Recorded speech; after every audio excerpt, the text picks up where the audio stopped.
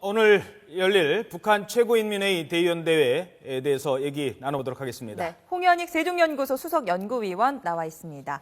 어서 오세요. 안녕하십니까? 예, 이게 쉽게 말해서 우리로 말하면 국회죠. 네, 그렇죠. 국회가 뭐 이건 뭐 벌써 몇 년 만에 이렇게 열리는 겁니까? 네. 아니 몇 년만은 아니고 매년 열립니다. 예. 근데 뭐 며칠 하고 그냥 끝나니까 예. 네. 우리처럼 뭐 몇 달 이렇게 하는 게 아니라 예. 네.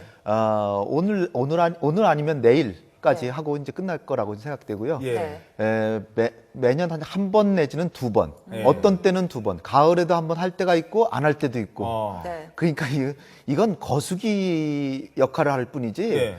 뭘 논의하고 이런 게 아닙니다. 예. 단지 이제 정부 예산 보고 예. 예산에 대해서 작년에 그나마 이제 형식적으로 작년에 돈을 어떻게 썼다, 금년에는 어떻게 쓰겠다 이거 보고하고 그럼 자동적으로 또 찬성하고 그다음에 이제 이 중요한 거는 이제 개헌 같은 것도 여기서 하고요. 네네. 근데 북한의 헌법도 사실 말이 헌법이지 뭐 잘 안 지키니까. 지금 저 화면에 나오는데요. 아까 저도 좀 궁금하다고 말씀드렸는데 뭐 이렇게 당원증을 투표를 드는 할 거예요? 때 뭘 들고 있어요. 그거 이거를 뭐 표시를 해야 예. 왜냐하면 반대하면 안 되니까. 어. 난 찬성합니다라는 걸. 공개 투표가 김정은이도 되잖아요. 들고 네. 다 듭니다. 누구나. 아. 누구나 다 드는데. 당원이라면? 예, 네. 그러니까 당원증을 이제 드는데 네. 그거는 이제 결국은 일반 최고인민회의 대의원 뽑을 때도 네. 투표소에 틈을 약간 내놔가지고 이게 그냥 백지를 넣으면은 찬성이고 뭘 기표를 하면 반대인데 예. 기표하면 바로 보이죠. 예. 공개 투표예요, 공개 투표. 그러니까 이 독재 국가도 보통 독재가 아니죠. 당에 근데, 반하는 예. 의견을 절대 내놓을 수가 근데 없겠군요. 이제 최고인민회의 네. 아까 말씀드리다 말았는데 그 중에서 또 중요한 거는 인사 이동을 사람 여기서 부분. 인사 이동. 네. 그러나 이게 사실은 김정은이 머릿속에서 다 계산해 가지고 정치국 회의를 이제 정치국원들 이제 모여서 또 회의하고 네. 그다음에 당 중앙위원회 전원회의 같은 걸 해서 당에서 다 결정한 걸 여기서 그냥 발표하는 추인만 정도다. 그러니까 공산주의 국가의 제일 모순이 뭐냐면요. 네. 인민을 위해서 통치를 한다고 하는데 실제로는 1인이 다 결정하고 그다음에 3, 4인이 추인하고 그다음에 100인이 한 다음에 이런 전체 회의 해가지고선 거기서는 거수기 역할만 하니까 네. 말이 인민을 위한 정치지 실제로는 완전 독재 중에 독재죠. 네. 근데 이제 어쨌든 형식상으로는 이런 데서 추인을 한다. 네. 그러니까 오늘 이제 국방위원회나 내각 교체 이런 걸 우리가 알 수 있습니다. 그 인선 얘기하셨으니까요. 네. 오늘 이 자리에서 김영남 최고인민회의 상임위원장 퇴진시킬 것이다 네. 얘기 나오고 있는데 사실상 대외적으로는 뭐 수반 역할을 하고 있지 않습니까? 그렇죠. 네. 뭐 형식상 수반이고요. 네. 그러니까 그 김정일이나 김일성 이런 사람들이 귀찮으니까 시키는 거예요. 그러니까 신임장 접수하고 외교사절 접수하고 네. 그 다음에 이제 뭐 자기가 하기보다는 일단은 방패막을 세우는 거죠. 그러니까 지금 총리도 갈지 모르는데 네. 총리 같은 사람도 경제가 늘 안 좋잖아요. 네, 네. 경제 안 좋으면 총리가 하는 걸로 대신. 책임을 네. 뒤집어 씌운다. 그러니까 이렇게 김영남 보니까요. 지금 89세입니다. 네. 89세니까 몸이 말을 안 들어요. 아. 그러니까 이제 육체적으로 안 되니까 이제 가는 거예요. 뭐 문체 가는 건 아니고. 세대 교체를 젊은 나이로 김정은과 좀 말이 좀 통한다고 할까요? 젊은 나이로 확 낮출 수도 있을까요? 그러니까 8030 세대라고 합니다. 걔는 예. 그들은 80년대에 태어나서 지금 30대인데 30살. 예, 김정은이가 30이니까 예. 자기 또래로 많이 갈 가능성은 있는데 지금 최고인민회의 대의원도 55%를 경질했어요. 그러니까 절반 이상이 갈린 겁니다. 그러니까 많은 새로운 사람들이 왔고 장성택 처형 이후에 공석이 많잖아요. 네. 예. 그러니까 그것도 채워야 되고. 그러니까 제일 우리가 관심 있게 볼 거는 인사 이동. 내각 총리를 갈 건지 김영남 가는 건 사실 그건 상징적인 행동이고 예. 박봉주 총리가 사실 그 2003년에 이제 총리해가지고서는 네. 어떤 북한식 나름의 개혁을 했는데 이 사람이 방출당했다가 다시 또 기용했거든요. 네. 근데 지금 1년 동안 김정은이가 얘기하기를 허리띠를 인민들 졸라매지 않게 하겠다는데 뭐 성과가 없잖아요. 그러니까 과연 축출할지 아니면은 뭐 아직 1년이니까 또 계속 쓸지 이제 이런 걸 봐야 되고 국방위원회하고 뭐 오늘 뭐 중대 발표 뭐 한다 그러잖아요. 네. 근데 제가 재작년인가 정부에 뭐 자문하러 갔는데 예. 주판에서 중대 발표한다니까 전부 가서 TV 또 보고 핵 뭐 얘기하나. 장관님도 늘 장관님도 보고 최고인민회에 앞서 중대 다 발표하죠. 봤는데 네. 결과가 뭐냐? 예. 김정은이를 공화국 원수로 추대하는 게 중대발표입니다.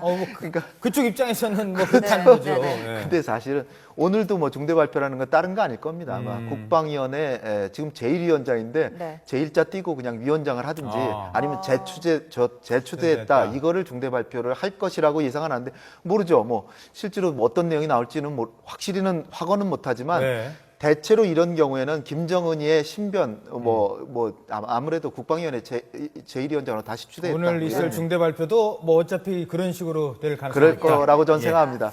자, 그리고 이 북한이 지금 대외적으로 압박을 받고 있습니다. 특히 중국에까지 압박을 받고 있는데 네. 장성택이 중국과의 외교 라인이었는데 그렇죠. 장성택이 작년에 숙청이 됐고 이 빈자리는 좀 누가 대체가 될까요?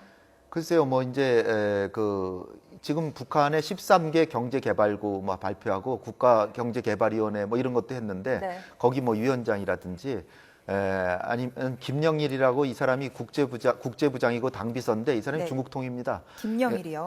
그다음에 김양건 통전부장도 중국통이에요, 본래는. 그러니까 이런 사람들이 아마 대체할 거라고 보고요. 네. 북중 관계가 뭐 개인 차원에서 움직이는 건 아니기 때문에 지금 중국으로서는 엊그제도 중국인 중에 이제 북한에 대해서 굉장히 강경한 입장을 발표하는 사람이 서울에 와서 얘기를 들어보니까 4차 핵실험 막는 게 지금 중국은 당면과제예요. 네. 그러니까 지금 4차 핵실험을 안 하면은 김정은이를 뭐 초청할 수도 있다. 뭐 이런 메시지를 주고 있기 때문에 중국으로서는 단순히 제재만 하고 뭐 압박만 하는 게 아니라 네. 인센티브도 주면서 달랩니다. 그러니까 중국한테 우리가 배울 점은 예방 외교 예. 당근과 채찍. 네. 그리고 많이 도와주면서 이를테면 원유를 100만 톤쯤 주는데 1년에 50만 톤은 송유관통에 보내고 50만 톤은 배로 실어 보내는데 그렇죠. 네. 지금 1, 2월 달에 세관에는 세관에는 안 준 걸로 포착이 됐다. 그러니까 안 준다 하는데 사실은 그게 아니고요. 송유관으로 50만 톤 도는 건 세관에 포착이 안 됩니다. 그러니까 석유도 주고 그러면서 원조는 해주면서 생색을 안 내요. 네. 그러니까 우리가 가서 중국 사람한테 물어보면 우리는 별로 도움인 거 없다. 이러고 말거든요. 그러니까 북한의 체면을 좀 세워주고 실제로 꼭 필요할 때 쓰는 겁니다. 예, 알겠습니다. 자, 그리고 또 하나가요. 오늘 이제 언론에 보도가 됐는데 김정은이 암살을 대비하는 훈련을 했다. 혹시 암살될지도 모르는 상황의 과정에서 실제로 김정일은 암살 시도 사건이 있었었죠. 그렇죠. 김정일 암살 시도가 2차례 있었다는 것을 탈북자들이 증언하고 있고 예. 네. 이를테면은 김정일이가 어디를 외출을 하면 벤츠가 여러 대 같은 벤츠가 여러 대가 이제 그것도 양쪽에서 나간답니다. 근데 트럭이 와서 들이받는 걸 봤다.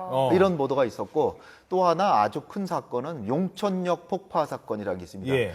김정일이가 중국을 갔다 오는 길에 저희도 보도를 했었어요.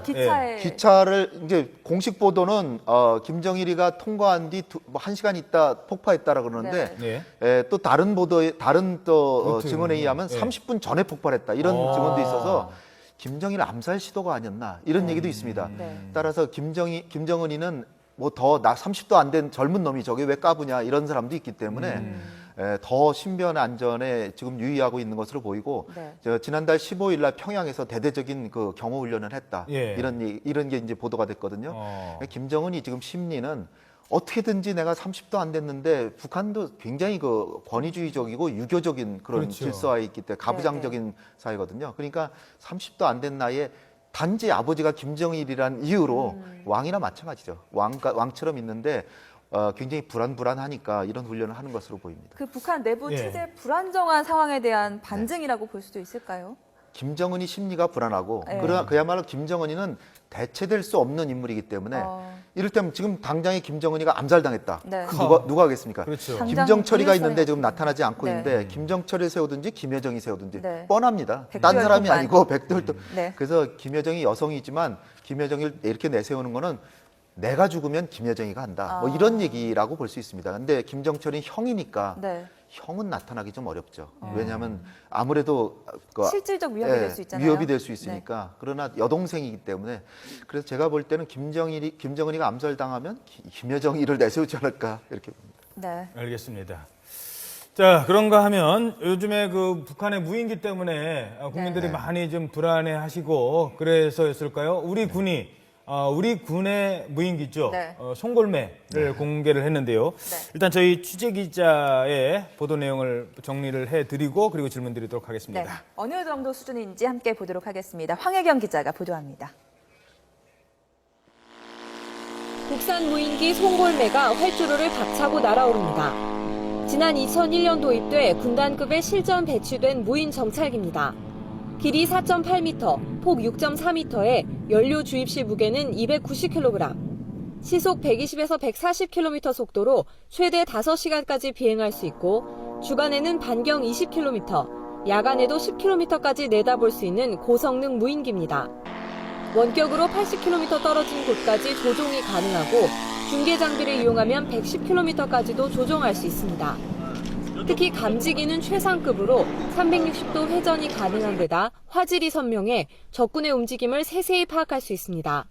뿐만 아니라 비상시 활주로가 없는 곳에서도 이 같은 이동식 발사대를 이용해 원하는 곳에서 30분 내에 이륙이 가능합니다.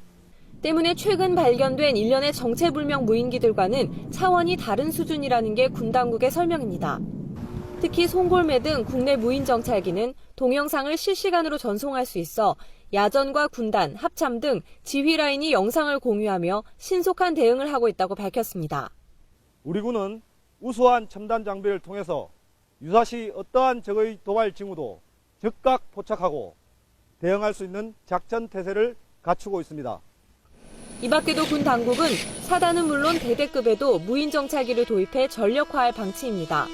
송골매의 절반 이하 크기지만 역시 실시간 동영상 전송이 가능하고 주야간 촬영과 원격 조종이 가능한 첨단 장비로 내년에는 실전 배치가 가능할 전망입니다. YTN 황희경입니다. 자, 우리 송골매가 공개가 됐는데 네. 우리로서는 좀 든든한데 실제로 우리의 무인기 수준 어느 정도나 됩니까? 뭐 군에서는 우리가 뭐 훨씬 앞서 있다, 한 10년 앞서 있다 이러는데요. 네. 근데 제가 지금 두려워하는 것은 예.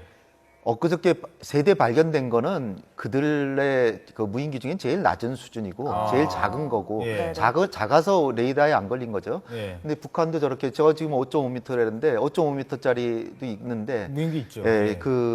이게 스트리커라는 게 미제입니다. 어. 제가 놀란 게 1980년에 레이시온사가 개발한 건데 시리아를 통해서 북한이 뭐 여러 대를 갖고 있는 걸로 2012년에 열병식 할 때 이미 공개를 했어요. 이거는 한 200km를 폭약을 장착하고 네. 시속 900km입니다. 그러니까 그들이 작년에 북한이 우리를 위협한 게 뭐냐면 휴전선을 넘어서 2분 30초 만에 청와대를 공격할 수 있다. 예. 아니 공개적으로 우리를 위협했어요. 네. 그러니까 지금 발견한 거의 위력 가지고 이거 비교할 바가 아니죠. 지금. 그렇네요. 예. 그 지금 발견 안 된 거 이게 위험한 더 거고 거의 엄청난 1000대를 갖고 상황일 수 있다라고요. 있다. 예. 최소 300대, 많게는 1000대를 갖고 있다 그러고 자폭기도 100대를 배치했다라고 그러고요. 네. 그러니까 이걸 그냥 엊그저께 발견한 게 별거 아닙니다. 이런 식으로 군이 넘어가려고 하면 이건 천만오산이고요. 네. 이미 1000대를인데 자폭기가 있고 이게 폭탄을 싣고 다니니까 네네. 이거 지금 발견된 걸로 별거 아니다 이렇게 우리가 해서는 안 되는 겁니다. 예. 물론 송수신 같은 거 우리가 더 잘 되고 네네. 우리가 기술은 앞섰지만 그러니까 적어도 레이더도 만들어야 되고 요격하는 것도 만들어야 되는데 서울 상공에 오면 1분에 4,500발 나가는 그 센츄리라는 것도 있습니다. 네. 대공포가. 그러나 서울에 얼마나 많은 사람이 삽니까? 많은 사람 다치겠죠. 예. 그러니까 서울에 오기 전에 발각해서 요격해야 됩니다. 알겠습니다. 네. 네, 지금까지 홍현익 세종연구소 수석연구위원과 함께 오늘 열릴 최고인민회의 그리고 북한 무인기까지 살펴봤습니다. 오늘 말씀 고맙습니다. 감사합니다. 감사합니다.